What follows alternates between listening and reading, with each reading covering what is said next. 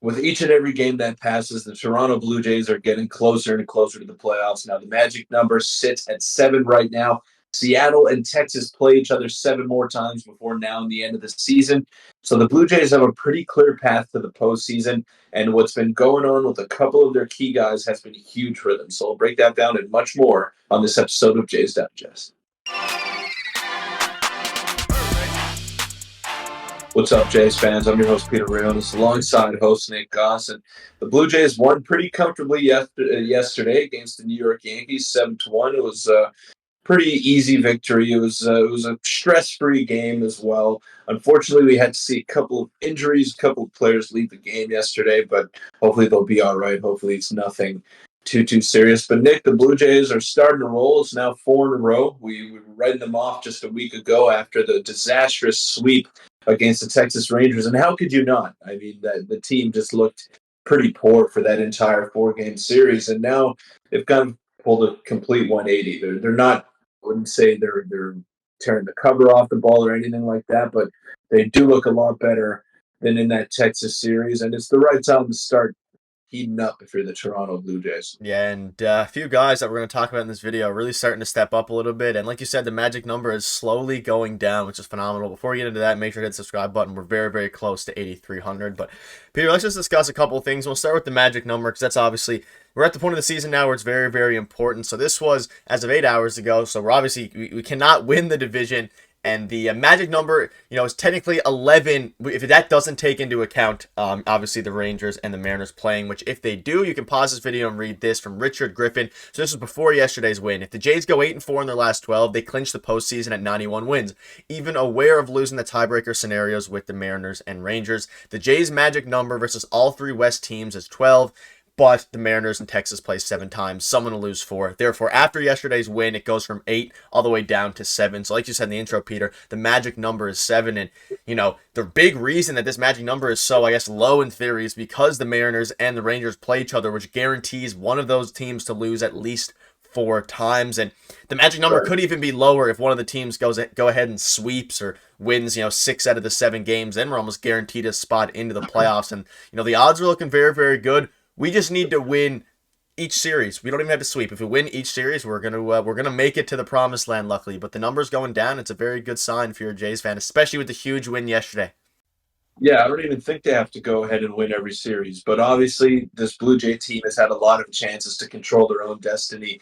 And at this point of the season, you don't want to rely on other teams to lose. So go ahead, take care of your own business, and then let the pieces fall into place. We're all hoping for that wild card 3. We're all hoping for them to go ahead and play the Minnesota Twins in the first round. But you can't control that. You play who you play, and you play them when you play them. So if you're the Toronto Blue Jays, you got to go ahead, win as many games as you can from here on down the stretch, and then worry about the playoffs if you manage to get there, if you're lucky enough. Now, the Blue Jays had a chance all year long to take control of the division. They could have played better baseball at certain points of the season, but it just didn't happen. It didn't materialize, and now they're entrenched in that wild card spot. They're not going to catch the Rays. They're probably going to finish in wild card 2 unless Seattle picks up 6 wins in 7 games or Texas picks up 6 wins in 7 games against the Mariners. So it's fully dependent on how those 2 teams play each other down the stretch here. But yeah, if you're the Jays, just worry about getting into the playoffs because that's the main concern right now. And then once you're in there, you're going to make those adjustments, hopefully, and try to go on a run. There's only a couple of teams, Nick, in the American League that scare me as a Toronto Blue Jay fan, and they're both in the AL East. It's the Rays and it's the Orioles. And the Mariners also to a certain extent, but I don't think that those 2 teams will meet each other unless it's down the road. But yeah, those are the 2 teams that really scare me as a Jays fan. The other teams, I'm not too worried about any other matchup in the playoffs if the Jays manage to get there. Yeah, and if we stay in that number 2 wildcard spot, which is increasingly likely, it'll obviously depend. Then we either play, obviously, the Orioles or the Rays, depending on who wins the division. We play the team that doesn't win the division. And the way the Orioles are going, it's likely going to be the Rays. And, as cursed as the Jays are against the Rays, I think at this point I would rather play the Rays, albeit it's in Tropicana Field, than play the Orioles, who are just been tearing the cover out the ball. But that's a discussion for another day. I completely agree. I think again, if the Jays just win, they've had so much ups and downs throughout the season. They put themselves back in a position by sweeping the Red Sox where they control their own destiny. So they just need to go ahead and win this series. And touching on a couple of players yesterday, obviously this was yesterday's game. Kevin Biggio's turning into a guy who's just being unbelievable, and Bo Bichette's, starting to heat up a little bit after a pretty bad, stretch, and he's coming back from the injury list. But Peter, let's quickly touch on a guy who's going to be key, not only in the, the playoffs if we make it in the rest of the regular season, but he's going to, dedicate a whole video to himself for going into the offseason. And this guy is Jordan Hicks. And Peter, he has been a great trade by Ross Atkins. And obviously it was pricey, but he was the best trade reliever that was traded at the deadline. We were able to acquire him, and he has been amazing throughout his really entire career aside from one season, but a 2.37 ERA in 21 games with the Blue Jays. And, because of Jordan Romano's injuries, Eric Swanson injuries, which are things that, at the time of the trade weren't really in effect, it's huge. He's been unbelievable, and he's a guy that really carries the bullpen at times with his velocity, and he really helps work off of Eric Swanson, who doesn't throw that hard, although he did touch 97 somehow in his latest relief appearance. But Hicks is a guy that I figured I wanted to mention. He's been huge for the Blue Jays, been one of the most important pieces for him. Yeah, he's nasty. The strikeout numbers aren't as big as they were in St. Louis before he came over from the trade there, but his walks are down. And you see 21 innings, if I'm not mistaken, 6 walks right there, or 5 or 6 walks for Jordan Hicks. So he's really honed in on his control here. You got to give Pete Walker and his coaching staff, the pitching staff, so much credit just because they've been working miracles with every pitcher that they've managed to acquire. Hopefully they can do the same with Alek Manoah in the offseason. But Jordan Hicks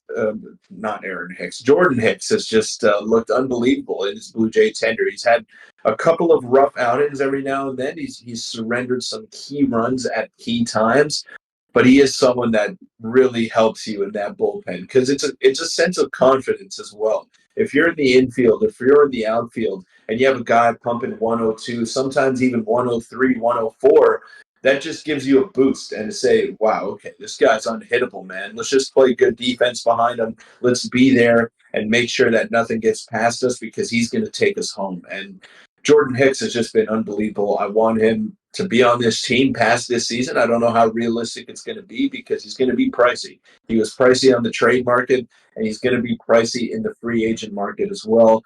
But let's enjoy him while we have him right now because I don't know if we'll ever see a harder thrower don a Blue Jays uniform. Yeah, and that's something that, really as soon as the season ends, whether that's hopefully late in October or wherever it is, it's going to be something we're going to touch on very, very, quickly after the season ends because he's a guy that, among many of the free agents, Matt Chapman, Kevin Kiermaier, Whit Merrifield, aside from maybe Kevin Kiermaier, this might be a guy the Jays are going to probably pursue pretty heavily. It's obviously, relievers are pretty volatile, and he's probably going to want a 3 or 4 year contract because of his, history, and who knows if any teams are going to give him that or if the Jays are going to be willing to pay up, but it's going to be, if I'm the Jays, I think I maybe spend, they never really spend on a reliever.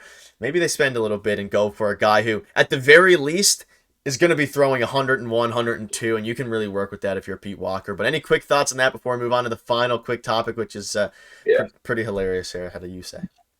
I don't know. I don't know if the Jays are going to try to go for him. Someone's going to give him a 4 or 5 year deal just because of his age and the way that his stuff is going to age as well. He's got great movement on his pitches. Obviously, he throws so hard and more prone to injuries than other pitchers, but I'm predicting like a 4 year, $60 million contract for Jordan Hicks, and that's probably the baseline.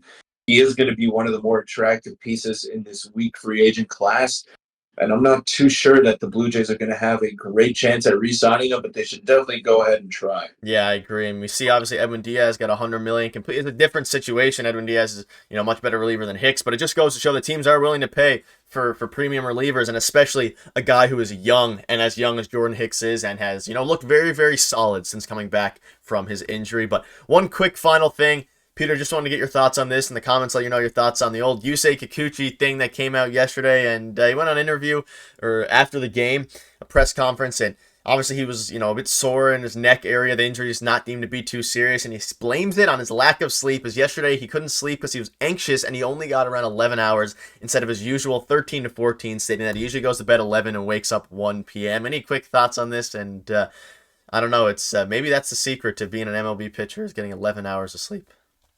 Sounds like someone I know, Nick. But in all seriousness here, Where's Munenori Kawasaki when you need him with those bananas? Because monkey never cramps, as he says. But I don't understand how someone could sleep for 14 hours. I mean, I consistently run on 6 hours of sleep. I don't understand doubling that and even going over doubling that. But it's crazy stuff. Well, hopefully he's all right. Hopefully it is just a cramp and he can get 16 hours of sleep now and figure it out, iron things out there. Yeah, I wonder how that works on off days. I'm assuming he goes to bed at like 7 or 8. But Vladimir Guerrero Jr., one quick final note. He's looking to be okay. He's just a bit banged up, so hopefully he'll be back in the lineup tonight. As we, every game at this point is a playoff game. The next 2 weeks are all playoff games before the real playoffs start. So hopefully you guys will enjoy the games, even though they are stressful for the most part, aside from yesterday. But thank you guys for watching, and we'll see you tomorrow.